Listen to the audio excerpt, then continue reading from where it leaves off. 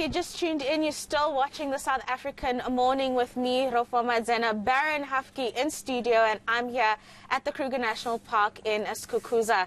And of course, a big component of tourism in the country is creating opportunities for entrepreneurs and making them grow along with the economy for such an important sector.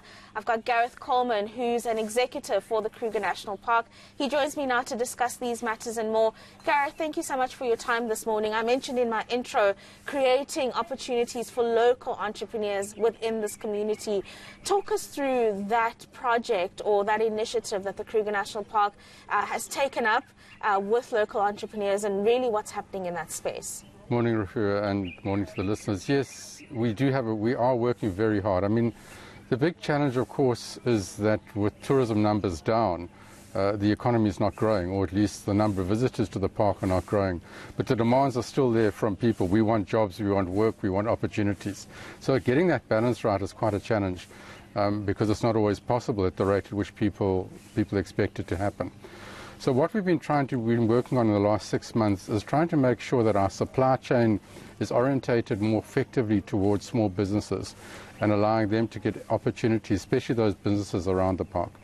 In November, we intend to then meet at about 6 or 7 meetings at different spots across the western boundary to discuss these opportunities, to discuss what we can do and what we can't do, because the expectations are sometimes bigger than what a park of this size can absorb.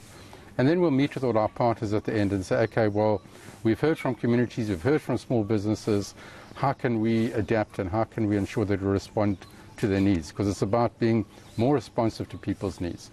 I mean, we do have ongoing programs around small business development. In fact, just last week we had a graduation program for a joint entrepreneurial development program we had done with 48 small businesses that had graduated in partnership with FNB. So we have ongoing programs, but we're trying to step it up a bit. Right, and you're speaking about these meetings and engagements with various stakeholders, and it brings me to this roadshow that the KRUGER National Park is planning on the northern side, Limpopo to Mpumalanga. Tell us what the roadshow is all about and really what it aims to achieve. Okay, so essentially, as I say, we have tried to identify opportunities within our supply chain. So we're telling communities these are the kinds of goods that we procure on a regular basis. So if you're a small business person that makes soap or is able to provide crockery, prepare yourself. Secondly, we're explaining how you go about registering, how you go about submitting a tender. So the one side of it is the fairly mundane stuff around the ongoing operations of a park of this nature. Then we've trying to identify new tourism opportunities that people could take advantage of. We really believe that the eventing industry is underused within KNP. Where we really believe is an easy form of entry for small entrepreneurs. And all they really have to do is submit an application. We have to do some environmental assessments, and they can go, and it's not particularly expensive. So we're going to talk about those things as well. The achievement, the intention, of course, is to grow our economy and give people more opportunities. That's right. And I mean, you've spoken about one opportunity, but really as an entrepreneur looking to get into the space, looking to engage more with the KRUGER National Park, you've spoken about the registration process and the assistance that comes into that.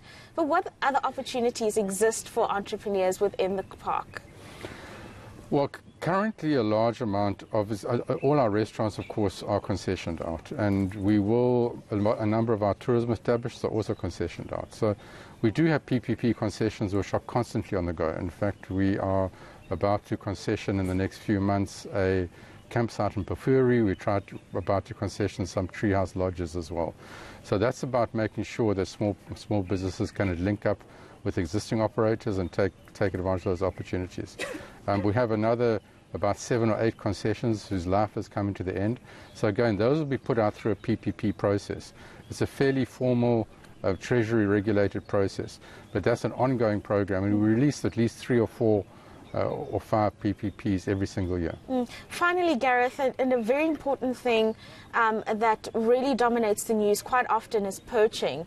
And I just want you to paint a picture for us very briefly in terms of the trends of poaching you've seen over the last 18 months or so, and really how the park has managed to keep poaching at bay in these times.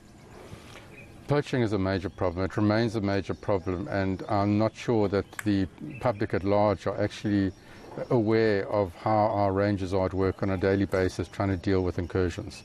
I think in 2020, I looked at the figures a little while ago, we had over 1,500 incursions into the park for poaching or illegal entry. And if you do the maths, that's about 4 or 5 a day, which is keeping our rangers really busy. When COVID first hit in 2020, the numbers of the poaching went significantly down when there was a hard lockdown. Obviously, rhino horn in particular couldn't get out the country, and people were restricted, so poaching just became almost impossible. The figures jumped up towards December again.